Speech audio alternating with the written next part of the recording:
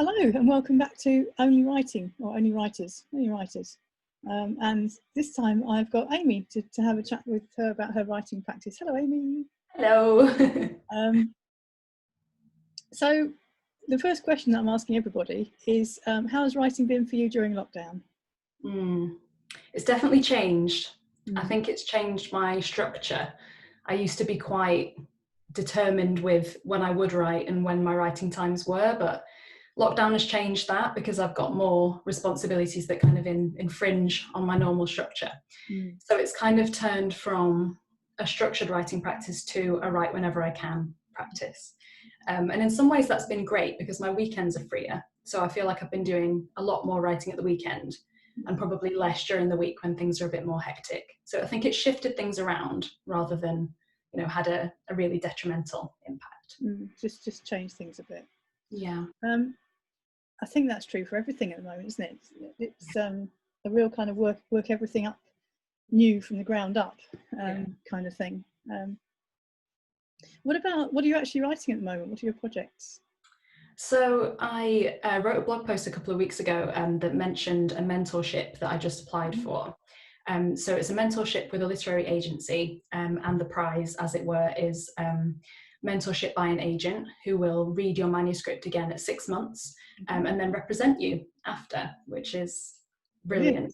Yeah. So I think they choose 6 writers out of everyone submitted, so it's probably going to be quite highly subscribed. So it would be fabulous if I got it, but what was really good about applying was how much it made me get myself in gear on a specific project. I'm kind of writing lots of little bits all over the place, but this really channeled my focus to get something finished. So it is a kind of gothic, supernaturally magical realist story set on a fictional Scottish island that's based on a real one. It's one of the most remote places in the UK. So yeah, that's kind of what it's about. And a little metal bird washes up on the beach and then awful things start to happen on the island. So it's kind of a what's real and what isn't. So yeah, I've written maybe, I think I'm on about 60,000 words at the moment.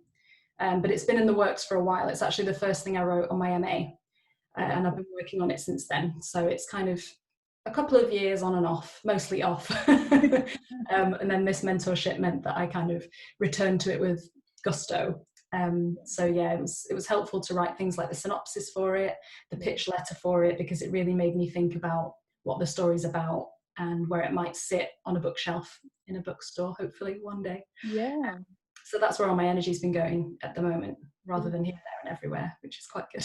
Yeah, I had the privilege of reading the first few pages, chapters of that, and it's really good. It's fantastic. She's brilliant. So I really hope that does well. I'm sure it will. And presumably, if you're not successful, then you'll carry on anyway and send it to agents in the usual way. Hoping to query it, hopefully. Yeah. Fantastic. So what about your longer term plans with your writing then, beyond that particular novel? Yeah, I've been trying to get published for a while, which I suppose is the ultimate long-term goal for me. I've been putting together a little short story collection as well. After being, lucky enough to win the prize last year, the Bridport highly commended prize, someone asked me at that event, "Oh, are you putting a short story collection together?" And I said, "No, but that's something I should definitely be doing." Because I do write a lot of short stories, but hadn't ever thought of compiling them together and trying to get a common thread through them. So I'd love to do something with that as well, but I find that short stories come to me over a long period of time. And I did try and force it and try and complete the collection, but it just didn't feel right. So I'm going to give that the time that it needs for the stories to kind of come up organically. And then my PhD starts in September, which is, I imagine, going to take a lot of my time, which is great. I'm very excited about it. But it'll mean that it'll take a lot of my creative focus, I think, in the next couple of years. And what form does your PhD take? Is it one big work or? So it's a creative critical PhD. So it's kind of split evenly between, I'm doing a collection of short stories and then a critical thesis. And both of those aspects kind of explore the same issues from different angles. So I'm talking about female body representation in the circus, in circus narratives, and how that can be a positive space. Yeah. I don't really know what else I'll be talking about yet, but well, usually with PhDs, you start off with something like that thinking it's going to be quite small, and then you realise it's actually enormous and you need to do a little bit. That's how it always seems to go. But Yeah. our very best of luck with that. We're all rooting for you, and wish you the best of luck with it. So I think that's it for this session of Only Writers. Thank you very much, Amy. Lots of interesting projects there.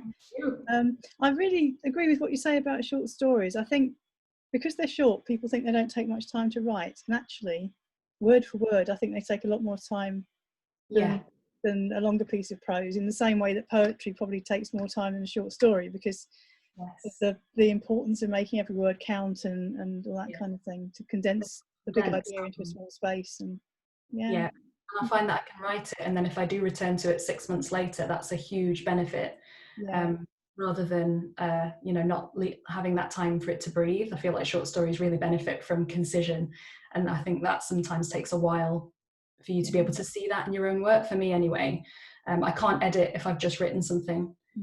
I can't see the mistakes, I can't see sometimes I can't even see the point I'm trying to make in the story. Absolutely. I come back to it 6 months later and I think, oh, that's what I was trying to say, and I can pull that out. Whereas with a novel, it's much more plot driven for me, I think. So I follow the plot rather than the central theme. So yeah, it's interesting how that kind of works. But yeah, I definitely can't rush a short story. It's not a quick We do our first draft in the month, and then we leave it till Christmas before we look at it. Yeah. Okay, well, thank you, Amy, for today. I hope you've all found that useful, and we'll be back again talking to another member of the team soon. Bye for now.